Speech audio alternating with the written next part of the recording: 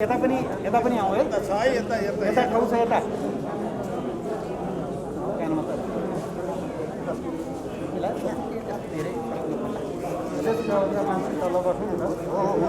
स्थायी कमिटीको बैठक भर्खरै सफलतापूर्वक सम्पन्न भएको छ। आजको बैठकमा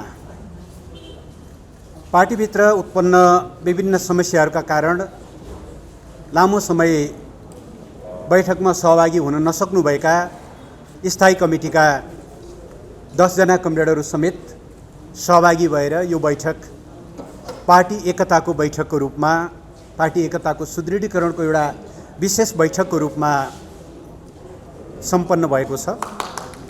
आजको बैठकमा मुख्यतया 3वटा कार्यसूचीहरू थिए हाम्रा सामु। ती कार्यसूचीहरू हामीले त्यसमा सघन छलफल गरेर महत्त्वपूर्ण निष्कर्षहरू निकालेका छौँ। आजको कार्यसूचीभित्र पहिलो विषय जुन 10 बुँदे प्रस्ताव कार्यदलले तयार गरेको थियो 2078 असार 27 गते, त्यसको कार्यान्वयनको विषयसँग सम्बन्धित थियो। त्यस सम्बन्धमा हामीले विभिन्न 8वटा निर्णयहरू गरेका छौँ। त्यसमध्ये पहिलो निर्णय छ पार्टीको पक्षमा रहेर क्रियाशील हुने केन्द्रीय कमिटी, केन्द्रीय निकाय, प्रदेश समन्वय कमिटी, जिल्ला कमिटी लगायत सबै तहका पार्टी कमिटी र जनसङ्गठनका सबै तहका पदाधिकारी र सदस्यहरूलाई 2075 साल जेठ 2 गते पूर्वको जिम्मेवारीमा क्रियाशील हुन निर्देशन दिने, 10 बुँदे सहमतिलाई सन्दर्भ सामग्री 10 बुँदे प्रस्तावलाई सन्दर्भ सामग्रीका रूपमा मातहत कमिटी तथा पार्टी सदस्यहरू समक्ष प्रेषित गर्ने कार्यान्वयनको पहिलो निर्णय। दोस्रो, 10 बुँदे प्रस्तावमा आधारित निर्णय कार्यान्वयन गर्ने क्रममा उत्पन्न हुन सक्ने समस्याहरू समाधान गर्न केन्द्रीय कमिटीमा त्यसले 10% मनोनयन गर्ने पनि सुझाव दिएको छ। ती सदस्यहरू मनोनयन गर्न र केन्द्रीय निकाय तथा विभागहरूलाई पूर्णता दिन र आवश्यकता अनुरूप पुनर्गठन गर्ने, गृह कार्य गर्ने एउटा कार्यदल बनाइएको छ। कार्यदलमा कमरेडहरू ईश्वर पोखरेल, भीम रावल, विष्णु पौडेल, घनश्याम भुषाल, सुरेन्द्र पाण्डे र लेखराज भट्ट रहनुभएको छ। 3, 2075 साल जेठ 2 गतेको सदस्यतालाई आधार मानेर पार्टी सदस्यता नवीकरण अगाडि बढाइनेछ।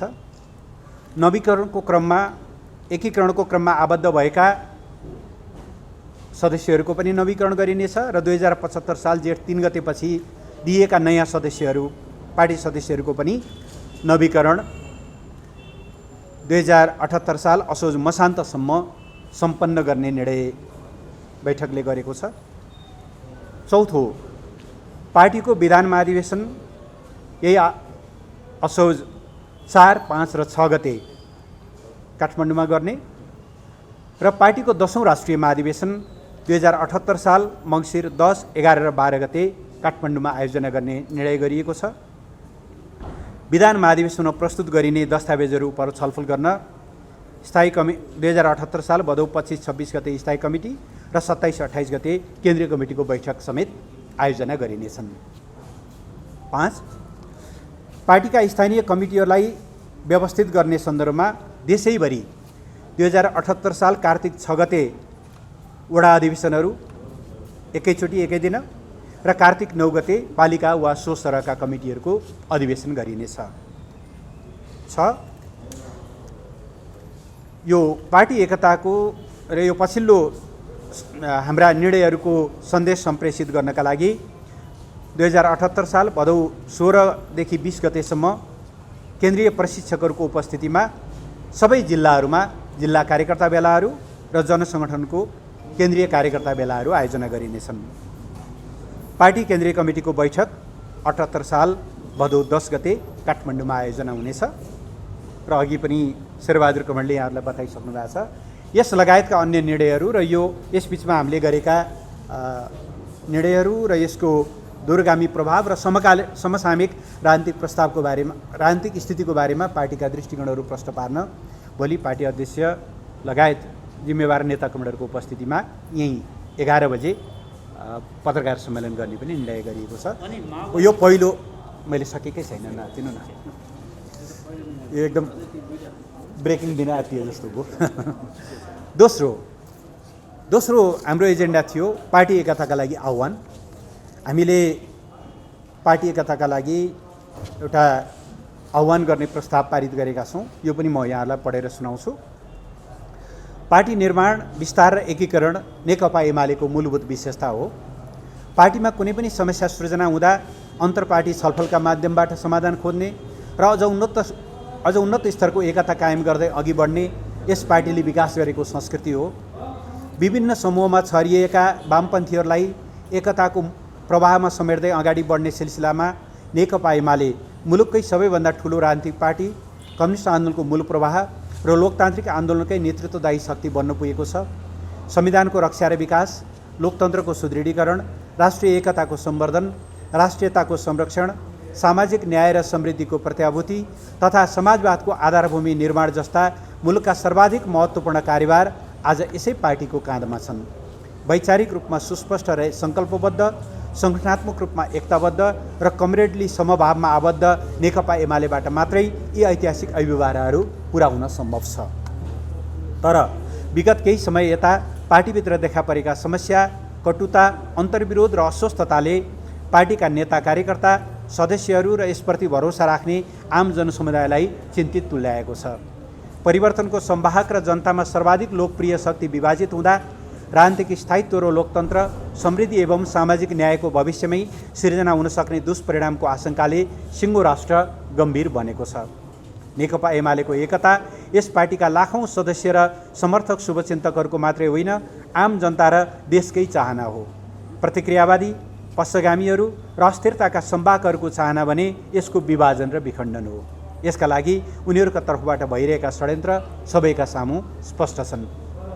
जीवन्त र लोकतान्त्रिक पार्टीभित्र समस्याहरू उत्पन्न हुनु, समस्यालाई हेर्ने दृष्टिकोणमा भिन्नता हुनु र कतिपय प्रश्नमा असहमति पैदा हुनु स्वाभाविकै हो।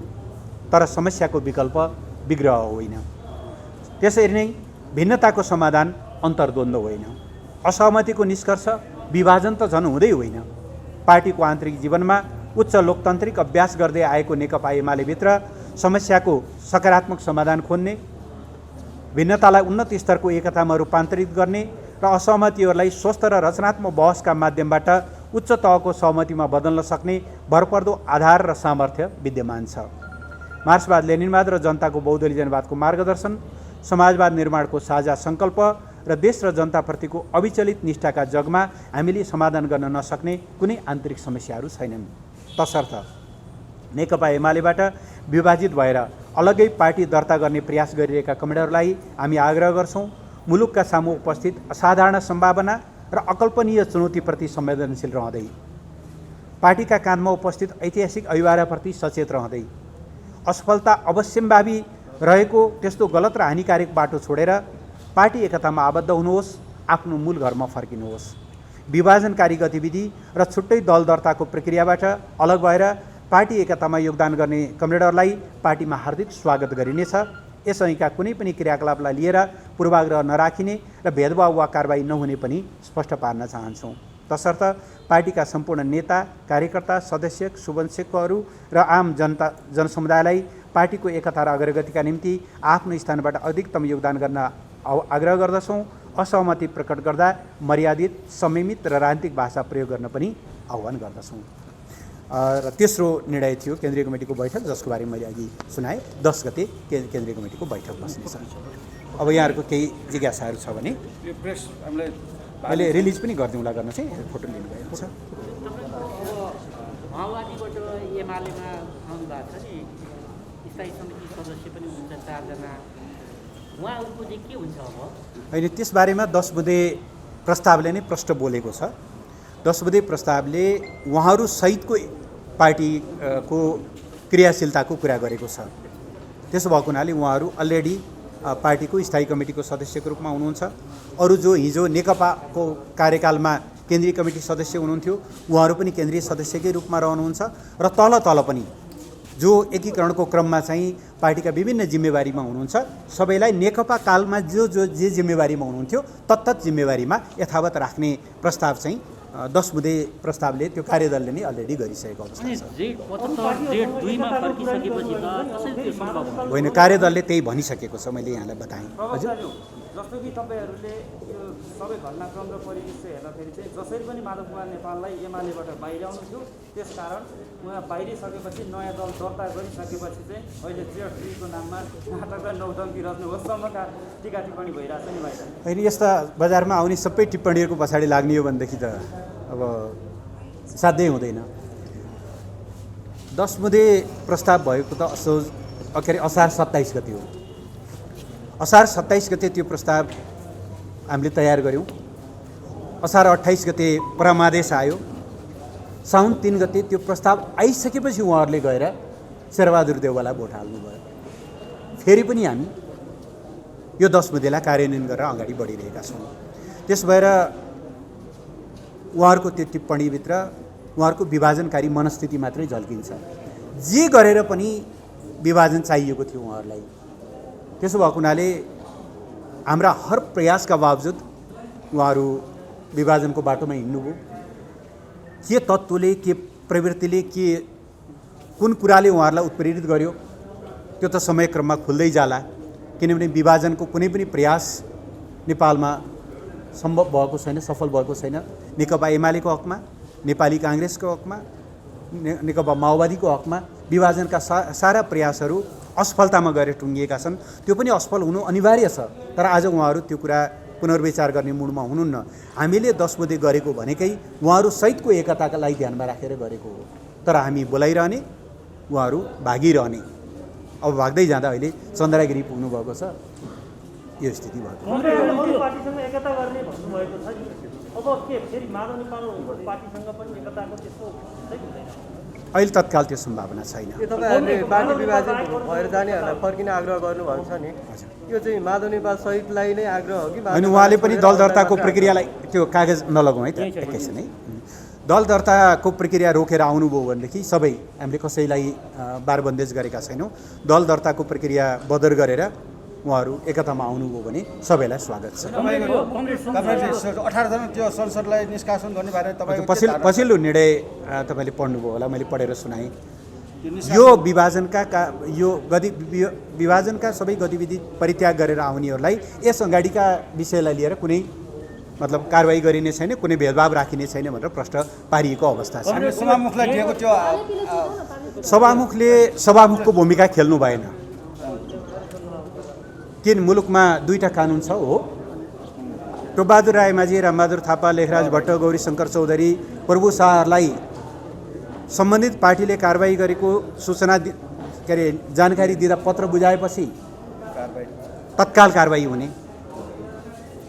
तर नेकपा एमालेको तर्फबाट औपचारिक निर्णय गरेर पठाउँदाखेरि कारवाही नहुने।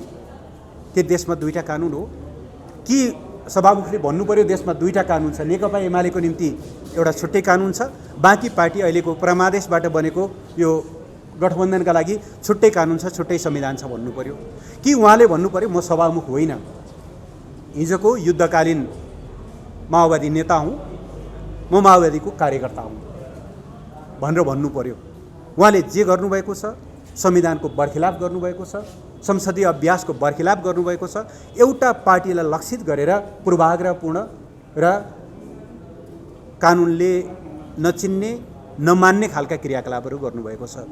हुन त कस्तो छ भने यहाँहरूले सुन्नै सक्नु भएको छ, अहिले साथीहरू त्यो अस्ति दल विभाजन गर्न ल्याइएको अध्यादेशलाई अब यता आगो त सल्काइहालियो, तर त्यो हनुमानको पुच्छरमा लगाएको आगोले लङ्का आफ्नो पनि लङ्का डढाउला भनेर छिटो छिटो त्यसलाई निष्प्रभावी गर्न लागिरहनु भएको छ। लज्जाको योभन्दा नाङ्गो र उदाङ्गो स्वरूप अरू केही हुँदैन।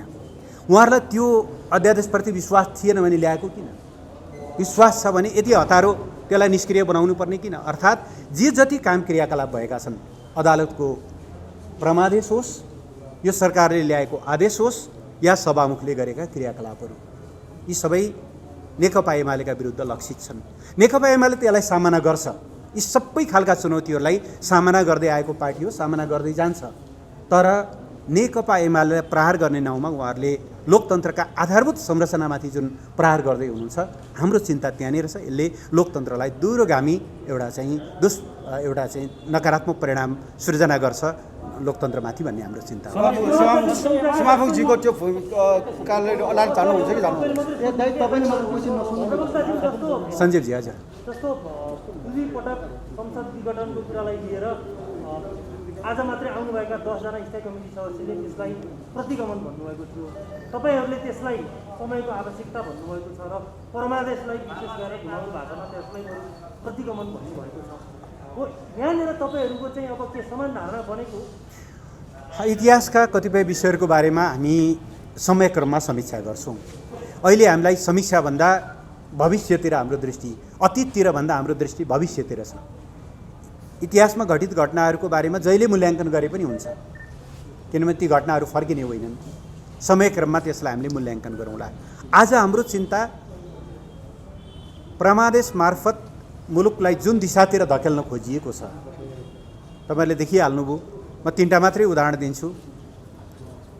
यो सरकारको पहिलो निर्णय संविधानले आवासको हक हुनेछ र दलितहरूलाई जमिनको हक हुनेछ भनेर गरेको मौलिक अधिकारको जुन प्रत्याभूति छ त्यसलाई कार्यान्वयन गर्न बनाइएको भूमि आयोग खारेज गरेर उसले आफ्नो यात्रा सुरु गर्यो।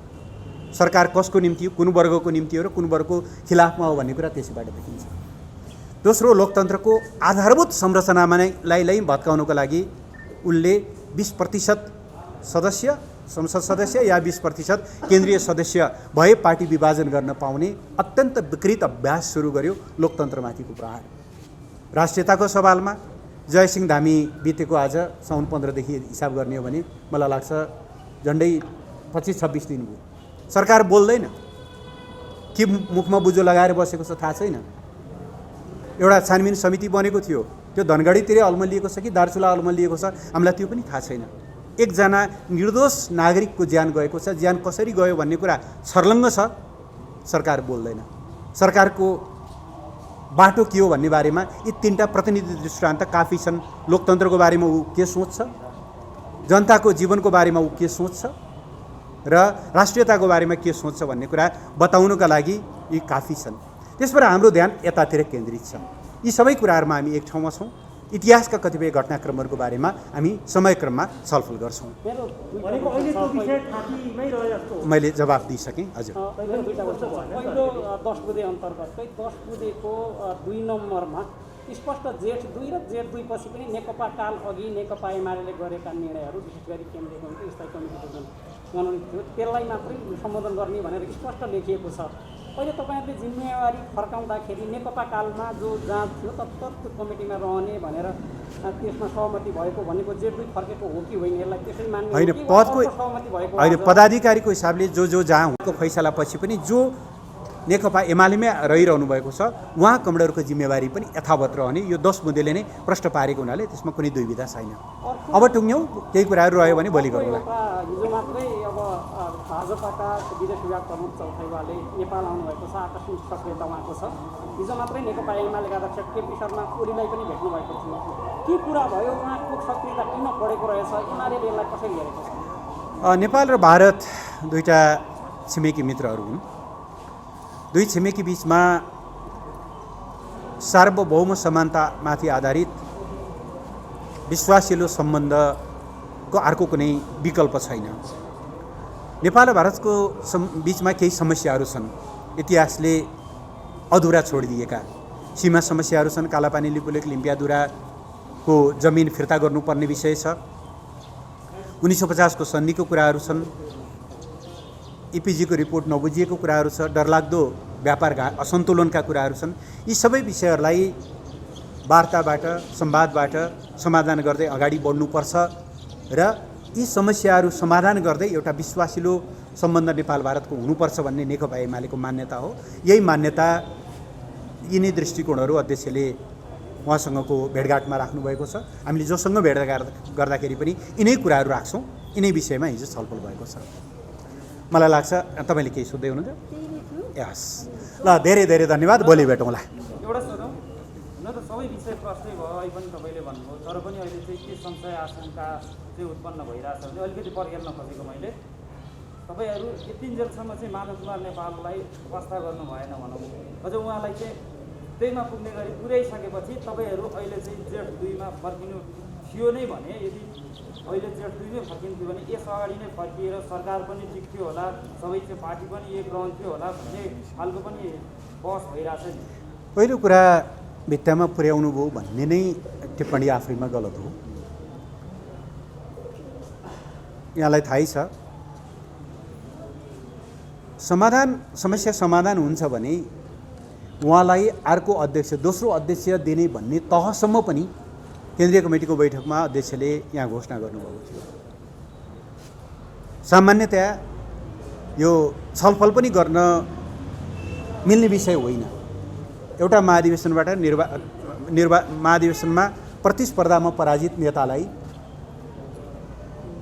उही दर्जाको जिम्मेवारी भन्ने कुरा सामान्यतया कल्पनाभन्दा बाहिरको कुरा हो तर पार्टी एकताको कष्टमा हामी त त्यो तहसम्म छलफल गर्न तयार थियौँ अध्यक्षले अफरै गर्नुभएको थियो भनेपछि तपाईँको प्रश्न कहाँनिर मिलेन भने उहाँ अनि यहाँभन्दा बढी कति लचकता होइन होइन होइन यो त 1 महिना अगाडिको कुरा हो केन्द्रीय कमिटीको बैठक हामीले साउनको 4 गतेदेखि 7 गतेसम्म यहीँ बसेका थियौँ त्यो बैठकमा आज भदौको हामी 8 गते छौँ जस्ट 1 महिना अझ त्योभन्दा अगाडिदेखि भएको छलफल हो त्यस कारणले त्यो एकदमै गलत कुरा हो सुरुमा छलफल जेठ 2मा फर्किएपछि सबै समस्या समाधान हुन्छ भन्ने थियो त्यस पछाडि स्टेप अनेकौँ कुराहरू आए ती सबै कुराहरूलाई पनि सम्बोधन गर्दै अगाडि बढियो जो एकता चाहनुहुन्थ्यो उहाँ कमरेडहरूको लागि 10 मुदे पर्याप्त भयो उहाँहरू एकतामा फर्किनु भयो जसले कसमै खानु भएको थियो पार्टी विभाजनका लागि त्यो कुनै कुराले पनि प्रभाव पार्न सक्दैन थियो मैले भनिहालेँ दोस्रो अध्यक्षको प्रस्ताव राख्दा समेत पनि हजुर होइन त्यसो हुनको लागि त अहिले पनि के बिग्रिया छ र बिग्रिया केही छ र फर्केर आएर जिम्मेवारी लिनलाई त केही बिग्रिया छैन तर विभाजनको निम्ति उहाँ कृत सङ्कल्पित हुनुहुन्छ निश्चित उद्देश्यका निम्ति उहाँले आफूलाई त्यसमा चाहिँ समर्पित गर्नुभएको छ समयक्रममा ती कुराहरू उजागर होलान् मैले त्यसमा धेरै टिप्पणी गर्न चाहन्न बाटो नै अलग लिएर हिँड्न थालिसकेपछि त्यसमा धेरै टिका टिप्पणी गर्नु उचित पनि हुँदैन तर एकताका निम्ति गरिएका यी हदैसम्मका प्रयासहरूलाई इतिहासले राम्रोसँग मूल्याङ्कन गरेको छ त्यो मूल्याङ्कन गरेर नै हिजो त आज बैठकमा सहभागी कमरेडहरू र माधव कमरेडहरूको पनि बुझाइ त एउटै थियो नि त तर उहाँहरू सबै कन्भिन्स हुने माधव कमरेड चाहिँ कन्भिन्स नहुनुपर्ने कारण के भन्दा उहाँलाई कुनै न कुनै हिसाबले एउटा समूहको अध्यक्ष बन्नु थियो र शेरबहादुर देउवाको सरकारमा सम्मिलित हुनु थियो आफ्ना केही साथीहरूलाई त्यहाँ समावेश गराउनु थियो त्यसमार्फत अरू के थप कुराहरू गर्नु थियो त्यो समयक्रममा खुल्ला त्यसो भएको हुनाले चाहिँ उहाँलाई भित्तामा पुर्याइयो या एकताका प्रयास गरिएन भन्ने कुरा सर्वथा गलत हो हस् धन्यवाद होइन एकदम क्लियरै भयो त त्यसमा धेरै नजाउँ न हस् है त